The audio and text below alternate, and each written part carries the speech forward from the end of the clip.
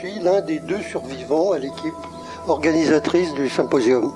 Tous les autres sont morts. Ils avaient déjà aussi quelque chose qu'on trouve moins à la borne aujourd'hui. À l'époque, on osait... Un foisonnement de travail. C'est un moment rêvé pour toute personne qui est dans une démarche de création. Et ça a été extraordinaire. Et c'est là où, pour moi, l'expérience humaine prime avant tout. Il y a 40 ans, du côté de la borne, quelques céramistes ont fait un rêve. Grâce à leurs efforts conjugués, ils firent venir jusqu'ici une trentaine d'invités, artistes du monde entier, et dans leur sillage, d'autres créateurs intéressés par l'argile, jeunes et moins jeunes, assistants, curieux, explorateurs, humant l'air prometteur de l'événement. À force de tourner et retourner le grès dans tous les sens, il arrive un jour où le besoin d'horizons nouveaux se fait pressant. Véritable Woodstock de la terre cuite, leur vision utopique devint réalité. Ce fut le symposium de 77. « 40 ans après, certains ne sont plus là. D'autres se souviennent souvent avec émotion. Salvatore Parisi était un jeune assistant sur le symposium. Il nous remet à l'esprit que chaque objet produit par l'homme est porteur d'une vision du monde. Être céramiste aujourd'hui, comme en 77, c'est se positionner par rapport à un projet de société.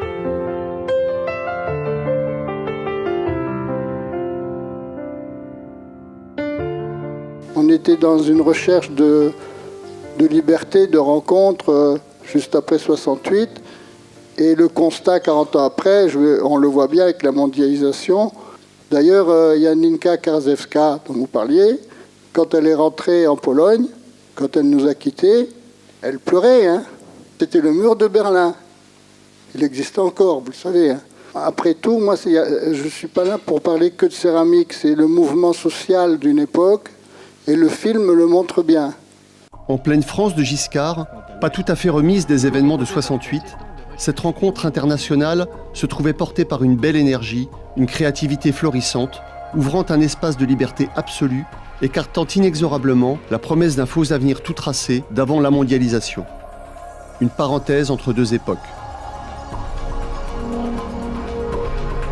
Bernard Gaube, c'est un Belge. Ah, le Belge, oui. Là, c'est... Comment il s'appelle Pierre Baye, je crois. Antoine. Ah, bah c'est la présentation. Les souvenirs remontent, les images apparaissent. Il y a l'histoire de ce film un peu oublié, perdu puis retrouvé, un film témoignant d'un moment unique dans l'histoire de la céramique, le symposium de 1977. Oui, ça pourrait être si on peut. Ah, je l'avais pas vu ça. Il se trouve que c'est moi qui ai retrouvé la trace du film que Philippe Bonnier, donc le réalisateur ici présent, lui-même pensait avoir perdu. Donc... Effectivement, moi, c'est un film que j'ai fait après le symposium. On l'a fini en 78. C'était mon premier film, je sortais de l'école Louis Lumière. Et puis, le film, il a eu une petite vie à l'époque, il a été vendu, tout ça. Moi, j'en avais une copie. Et puis après, vous savez comment c'est la vie, vous déménagez, vous changez de femme, vous allez ceci, cela. Tout avait été détruit au niveau du laboratoire. Moi, j'avais plus de copies. Je savais qu'il y avait eu des ventes, mais à qui, où, comment, etc. Bon, puis un peu après, ça m'a un peu sorti de l'esprit. C'est Aude qui, ensuite, m'a dit qu'effectivement, il y avait une copie. Et donc, je prends rendez-vous avec l'homme de la Cinémathèque. On passe le film sur son projecteur dans des conditions, une petite salle, voilà, un truc avec le projo qui fait... Et cette copie était impeccable. Une sorte de miracle technique. Mais donc voilà, et c'est comme ça qu'on a pu, grâce à Aude, grâce d'abord à l'énergie de Salvatore, parce que moi j'avais un peu laissé tomber, je dois vous dire, grâce à eux deux, à retrouver le film et à pouvoir vous le montrer maintenant.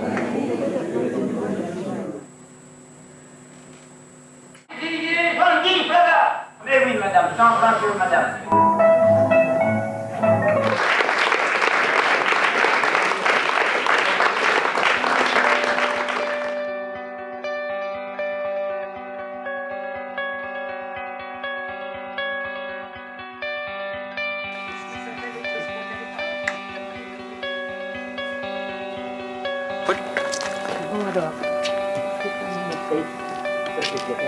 Tu te souviens de la vente aux enchères? Oui, mais tu vas voir, dans le film, tu vas voir, elle est bien filmée, c'est assez étonnant.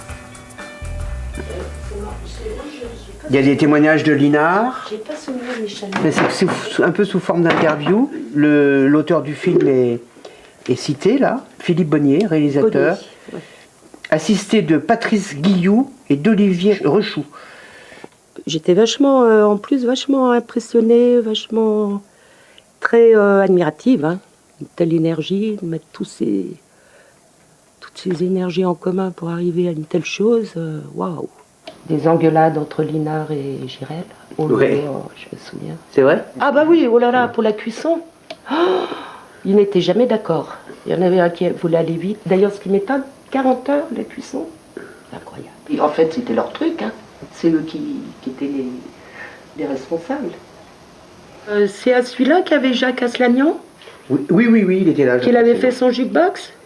Eh ben, tu vois, toi aussi, tu te souviens du jukebox? Bah bien sûr. Eh ben, Moi, c'est un de mes grands souvenirs, ça. c'est pas un jukebox, c'est un flipper parce que c'est le personnage qui est lié avec l'objet. Il est attaché à l'objet. Ouais. Et ben, cette pièce-là, peut-être elle a été faite en 79. Voilà, j'ai un doute, moi. Parce qu'il est revenu en 79. Il n'est pas dans la liste, mais il était là en 77. Il existait déjà à l'époque des symposiums de sculpture sur pierre. C'est ce qui inspira la forme de l'événement créé par l'équipe de Potier. Avec cette différence notable et signifiante.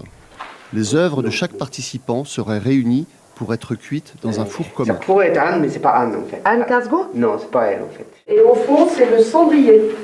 Là, c'était ouvert. Il posait le bois sur la grille, là, qu'on voit au fond. Et en bas, il y a une fosse, et on appelle ça le cendrier. Les braises tombaient dans le cendrier.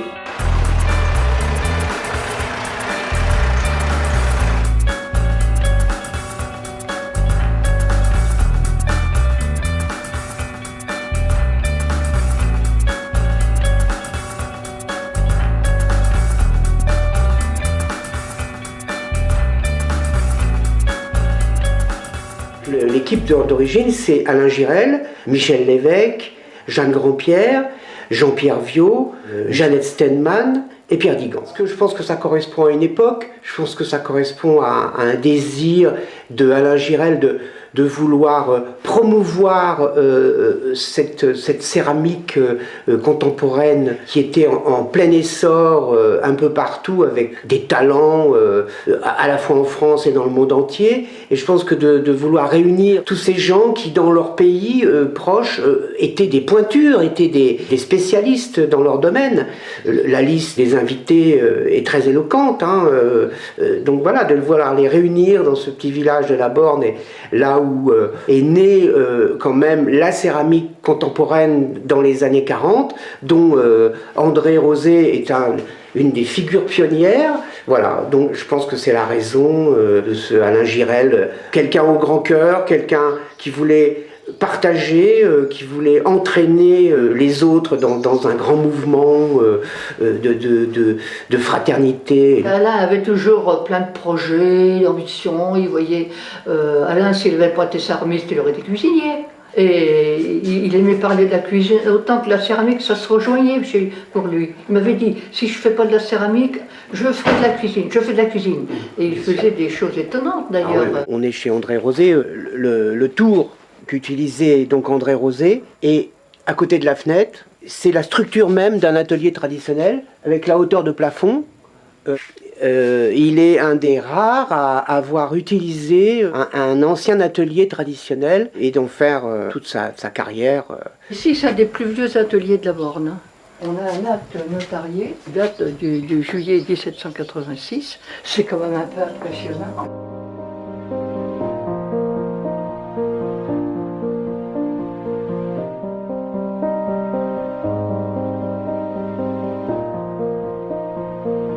À peu près une quinzaine d'années, il y a un monsieur qui vient, qu'on connaissait bien, monsieur Mentou, qui vient avec une amie, qui vient lui dit, je viens vous dire bonjour, voilà, puis montrer à cet ami l'atelier où, étant gamin, je venais voir Alphonse Talbot.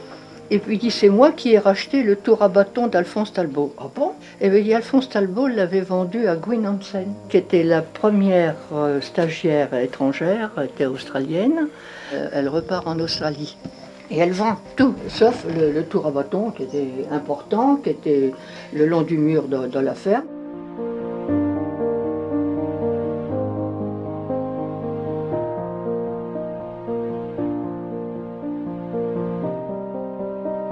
monsieur y va. Et puis il lui dit, mais c'est quoi? Il a dit, c'est le tour à bâton d'Alphonse Talbot. Ah ben il dit, je veux pas que le tour à bâton d'Alphonse Talbot s'en aille à la Ferraz. Il dit, je veux bien vous le redonner. Et puis il est réinstallé 40 ans après. À l'endroit. À l'endroit, à la même où il place. avait été. Et j'ai eu l'impression, je voudrais bien qu'il reste encore un peu de temps là, tu vois.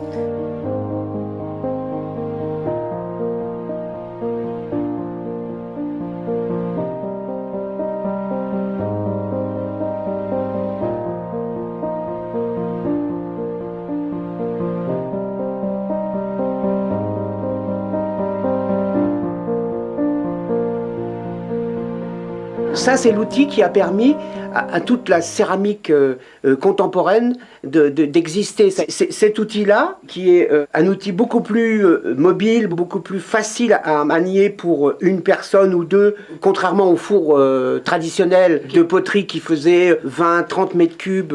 75. Ou 75 même. Mais enfin bon, voilà. Donc il y a un système à flamme renversée. Et ça, c'est un outil qui a été amené dès la Deuxième Guerre mondiale par un céramiste qui s'appelait Paul Bayet. Rassembler en un lieu tous ces talents, ces céramistes habitués au travail solitaire, les amener à créer puis à cuire ensemble le fruit de leur art dans un four traditionnel était un vrai pari.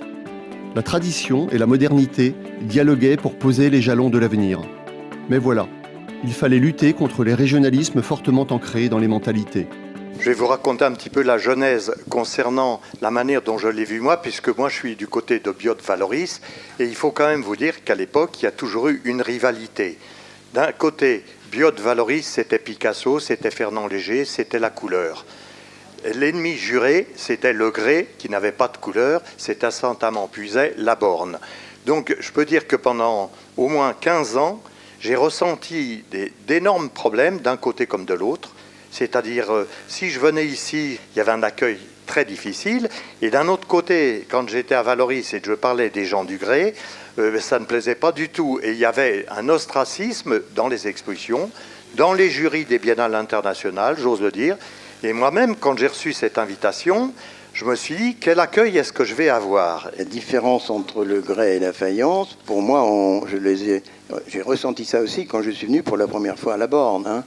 À l'époque, je faisais de la faïence. Voilà. Et c'est sûr que je ne faisais pas tout à fait partie de la même famille que les gens d'ici. Mais tout ça, ça s'est estompé par la suite. C'est-à-dire que l'exposition, il y avait vraiment, je dirais, chacun a amené ce qu'il a voulu, mais je me rends compte entre autres des gens comme Cianella, l'italien, qui était vraiment une avant-garde pour l'Italie.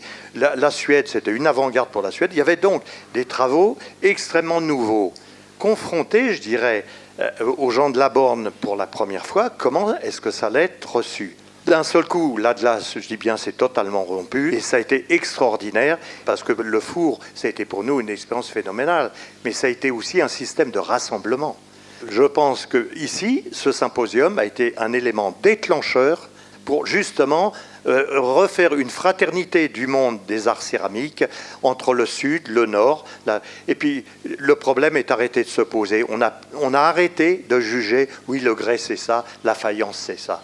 Cette camaraderie du monde des arts céramiques s'exprimait au-delà des frontières.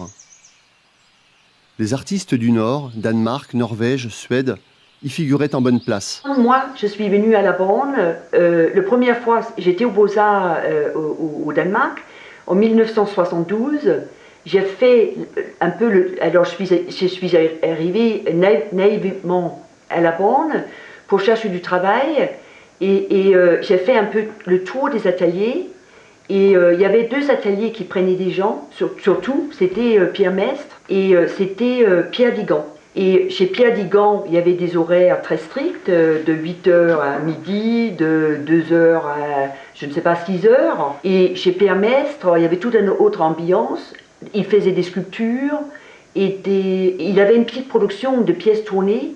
Et si tu veux, tout de suite, moi, j'étais attirée par ça. Je n'étais pas du tout attirée par la production des pièces utilitaires. Déjà, je trouvais chez Mestre, il se passait des choses beaucoup plus intéressantes. Il y avait Vassili Ivanov qui passait. Si tu veux, ça touchait déjà des gens qui faisaient de la céramique d'une autre façon. J'ai sorti ça ce matin pour voir Donc ça, c'est 77.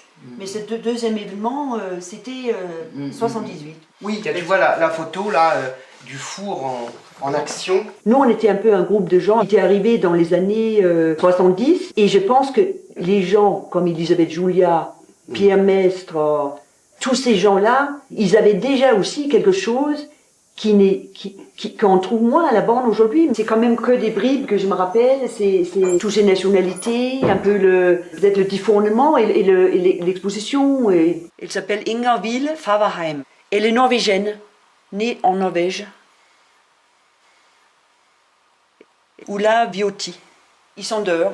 Il y a plein de choses plein de petits souvenirs comme ça qui émergent, notamment des œuvres, et notamment celle de Nicole Giroux qui m'avait beaucoup impressionnée. Ou la Viotti aussi, avec ces mondes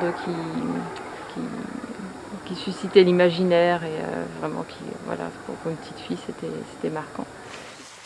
Ah ouais, ça doit se mettre par-dessus. Oui, je sais pas si ça sera le bon ordre. Mais bon. Non, je sais pas non plus. Je crois que celle-là, c'est un seul morceau. Oh, il y a un nid dedans. Il faut presque le cimenter. Ben oui. Oh, c'est une belle pièce. Probablement, il y a eu encore quelque chose. Parce que oui.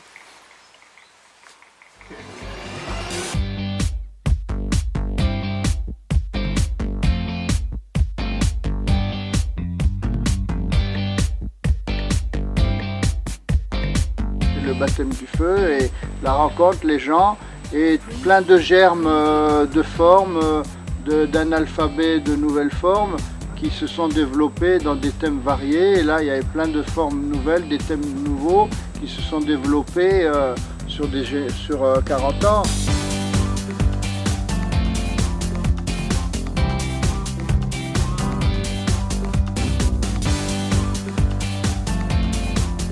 Le symposium, j'y étais il y a 6 ans, presque 7 ans. C'est vrai que c'est un âge où on commence à avoir des souvenirs et à être marqué par des moments forts. Et c'est vrai que c'est de toute évidence, ça fait partie des souvenirs forts de mon enfance. Je crois que j'étais sensible à l'espèce d'impression d'effervescence qu'on sentait pendant... même si je n'y ai passé qu'une semaine à la fin, donc ça devait être la fin de la cuisson. Je sais que j'ai quand même eu le temps d'assister à une soirée avec un feu de camp au bord d'un étang, un grand repas, sans doute chez Roland, un grand repas, une de ces grandes tablées qu'ils ont dû faire régulièrement pour manger tous ensemble. On se doute que la convivialité était au rendez-vous. Chacun se souvient des grandes tablées en ces lieux, cœur battant du symposium, où l'on abandonnait pour quelques heures la glaise, l'émail et le four pour une autre cuisine. Là, nous sommes dans le bar traditionnel de la Borne, qui était donc à Bernadette Fouché à l'époque. Et c'est là que déjeunaient tous les jours les participants du symposium. Alors, là, il y a Jean Linard, là, c'est Michel Lévesque. Ici, on reconnaît la casquette de Monsieur Numa, qui était le cuiseur, le potier traditionnel qui a aidé à la cuisson. Beaucoup se souviennent aussi de l'arrivée théâtrale de César, sculpteur déjà porté par sa notoriété, qui suscita quelques controverses. César était un ami. Et je lui dis un jour, tiens, il y a un symposium, est-ce que tu n'as pas envie de faire une apparition? Ça serait une caution, finalement. Si tu viens, tu as une réputation, un truc. César était adulé par tout le monde, vivant sur la Côte d'Azur quand même, on le trouve dans tout le Gotha, dans toutes les cérémonies. Il est reparti et les rapports vis-à-vis du monde des potiers ou ses idées vis-à-vis du monde de la céramique, alors l'ont même amené à une chose qu'il n'a pas pu réaliser, c'est de finalement tester un petit peu les gens de Valoris ou de Biot pour dire est-ce que vous ne pourriez pas faire des choses pour moi?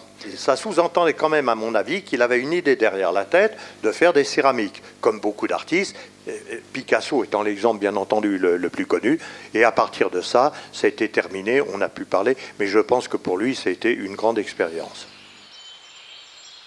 Il y a donc des personnages. Là, vous avez Claude Gagé. Encore, oui. Jacques Larossini, oui. Derrière. Ouais. Je pense que c'est Anne-Marie Linard. Oui. Et Jean Linard. Et Jean Linard, oui. Et puis derrière au fond... Là, oui, c'est Madame Chantreau. C'est eux qui logeaient César et son assistant. Alors ça, c'est la petite histoire. Ça, c'était un peu compliqué parce que monsieur et madame Chantreau, ils voulaient que le soir, que César rentre à une certaine heure. Ah oui, je la vois bien là. Donc, lui, il avait trouvé ça quand même. Il a dit, je vais quand même pas faire le mur comme quand j'étais au collège.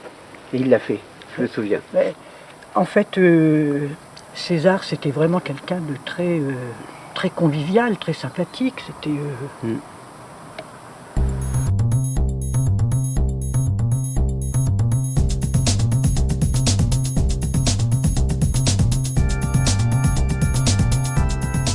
Moi, je sais qu'on a fait avec Claude Gagé, mon compagnon, on a fait des rencontres vraiment, moi je peux dire, dont je garde un souvenir merveilleux, de Jean-Pierre Viau, que je connaissais déjà avant, mais pas vraiment, de Jean-Paul Van Liet, d'un garçon qui s'appelait Maxime Darnaud, qui était peintre et sculpteur, avec qui on a eu des rapports, mais vraiment extraordinaires, parce que c'était quelqu'un de déjà, vraiment, qui s'intéressait à la peinture, à la sculpture, à la céramique. Et moi, c'est le monde qui m'intéresse.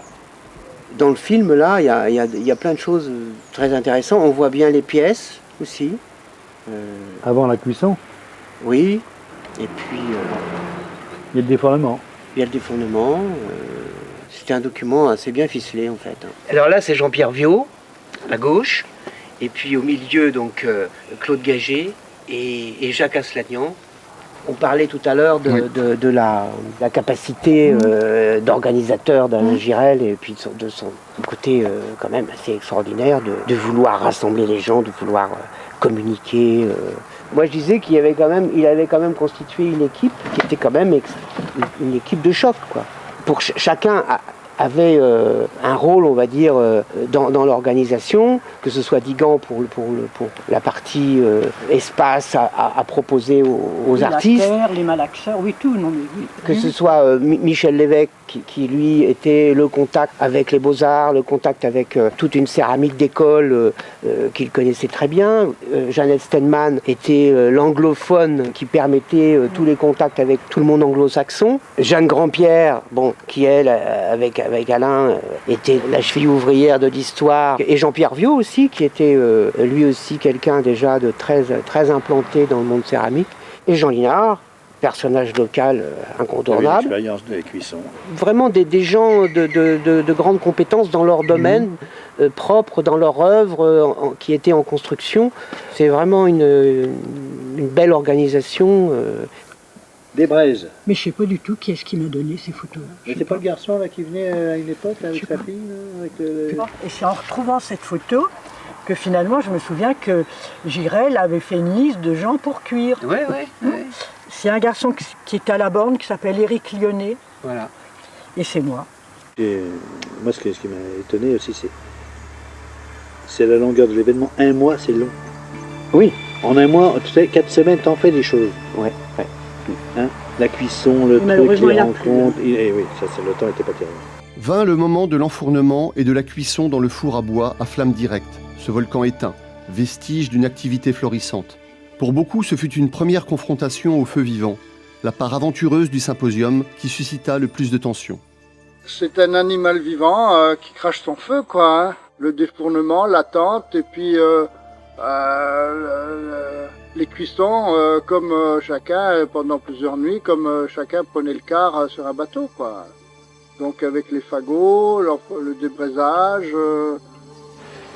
Et quand il y a eu l'enfournement, qui était une chose complexe, puis la cuisson à laquelle j'ai participé, c'était une aventure extraordinaire.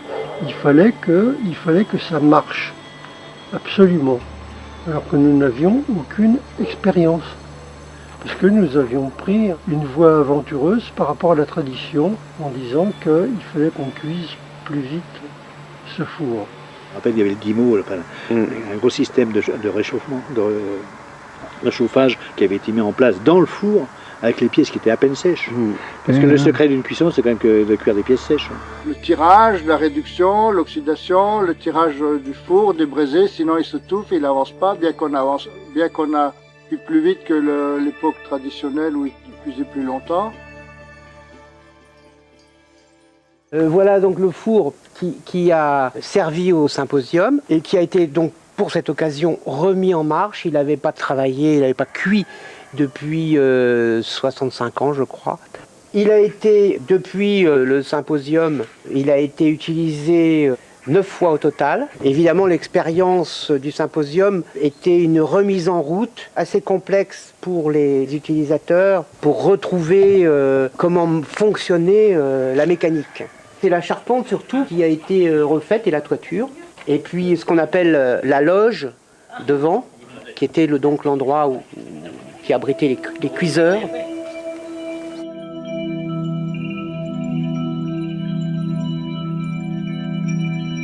De long travail de discussion pour l'enfournement, pour la raison qu'il y avait des pièces complètement hétéroclites du point de vue volume, hauteur, dimension, les bétiles, mais aussi des petites pièces qui filent là, car ces gens-là savent que dans un four, il faut faciliter la circulation des flammes.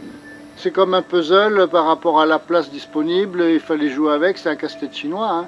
C'est suivant le volume, les pleins, les vides, en rentrer tout ce qu'on pouvait, et il fallait jouer avec ça. Et dans les supports d'enfournement, ça s'appelle des gazettes, les piliers, c'était des cylindres, ça servait de piliers, et en même temps, plutôt que c'est des piliers creux dans lesquels on mettait des pièces dedans. Donc c'était pas perdu, la moindre place était gardée, sauf que par rapport aux anciens, on a mis trop de pièces et donc le tirage n'était pas évident. Et il y a eu des moments durs dans cette cuisson, qui a duré plusieurs dizaines d'heures.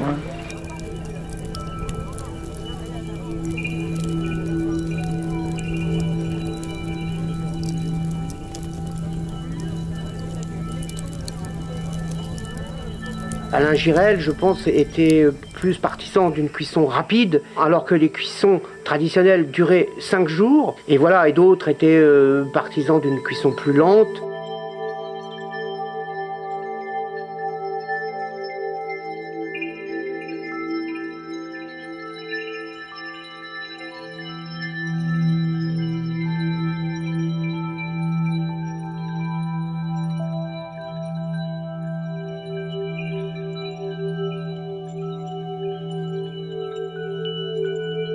Quand ils ont remis en marche le four, il était évidemment très humide et encombré. Il y avait beaucoup de végétation qui avait poussé à l'intérieur. Et alors il y a un truc qu'on n'a pas pensé, c'est le sol finalement, et qui s'est affaissé, et qui a provoqué l'affaissement du tétin, enfin du tétier comme ils disent ici, c'est-à-dire le mur de briques, celui qu'on le voit éclairé par le feu par derrière, avec des espaces par où sort la flamme.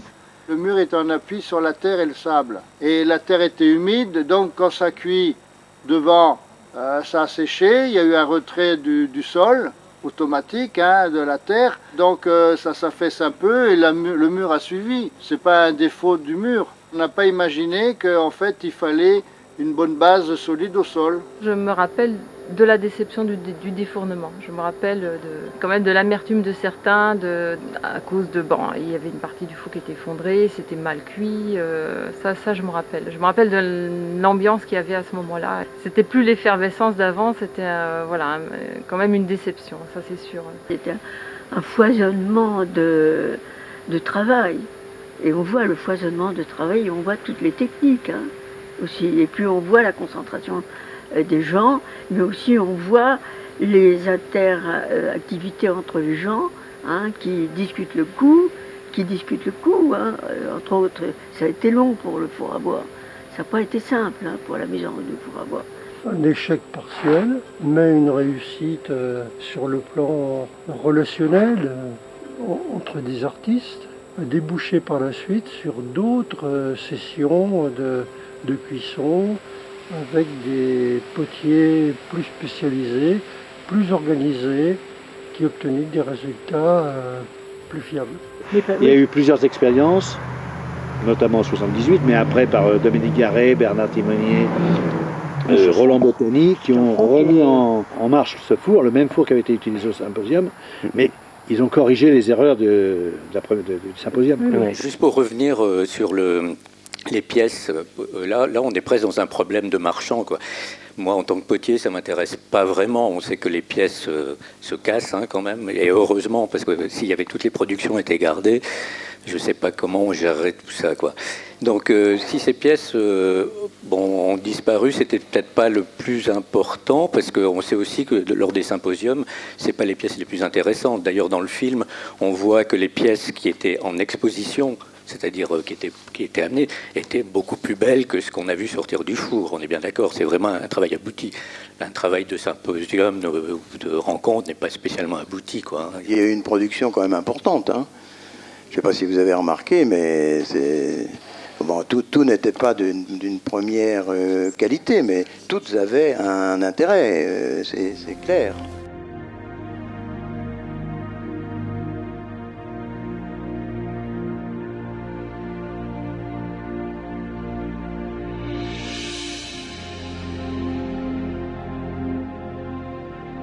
Il y a eu également beaucoup de pièces qui ont été détruites et je vais vous dire pourquoi.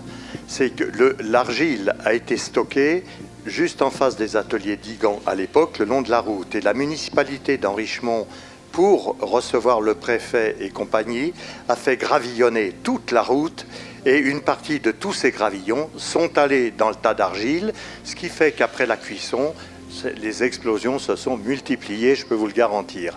Donc je veux aussi bien croire que beaucoup de gens qui ont eu des pièces qui se détériorent les aient balancées ni plus ni moins. Voilà.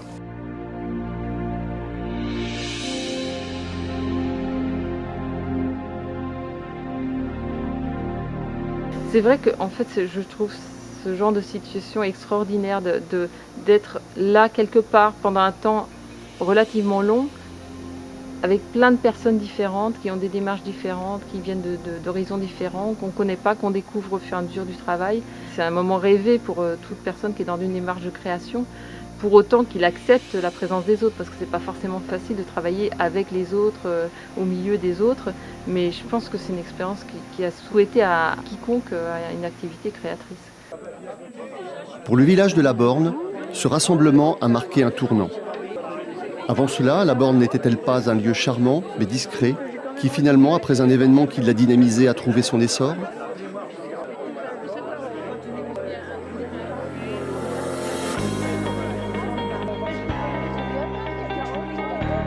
Le film de Philippe Bonnier, Perdu puis retrouvé, aura eu le mérite de faire ressurgir dans la mémoire commune ces moments exceptionnels. Et si la meilleure façon de commémorer le symposium de 1977 de la Borne, c'était de puiser dans son souvenir l'élan et l'enthousiasme d'initier une nouvelle aventure.